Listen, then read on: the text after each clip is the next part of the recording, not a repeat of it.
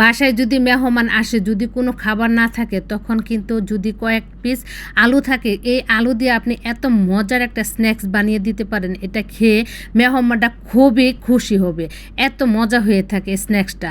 প্রথমে আমি আলুটাকে কেটে ধুয়ে পরিষ্কার করে সিদ্ধ করে নিয়েছি। এইভাবে কেটে তারপর আমি এখানে একটা ব্যাটার বানিয়ে নেব। এই ব্যাটারের মধ্যে ময়দা, জিরা আর সয়া সস, টমেটো সস আর আমি লবণ দিয়ে তারপরে এরকম একটা ব্যাটার বানিয়ে এর মধ্যে সিদ্ধ আলুটাকে দিয়ে আমি ব্রেড ক্রাম্পসে কোট করে নিব।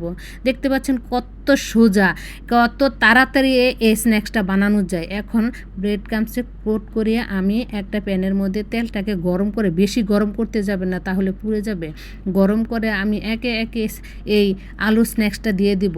এটা তারপর হালকাভাবে উল্টে পাল্টে দিয়ে আমি ব্রাউন কালার করে উঠিয়ে নেব। কত সহজভাবে হয়ে গেছে। এটা খেতে এত মজা হয়েছে আর এত মুচমুচে হয়েছে। যদি আপনারা আমার এই রেসিপিটা দেখে বানিয়ে খান তাহলে বুঝতে পারবেন যে সাধারণ জিনিস দিয়ে যে এত অসাধারণ একটা খাবার বানানো যায়। আর মেহমানকে দিলে মেহমান খেয়ে এত প্রশংসা করবে যে বলার বাহিরে। এটা খেতে সত্যি বলছি এত মজা হয়েছে।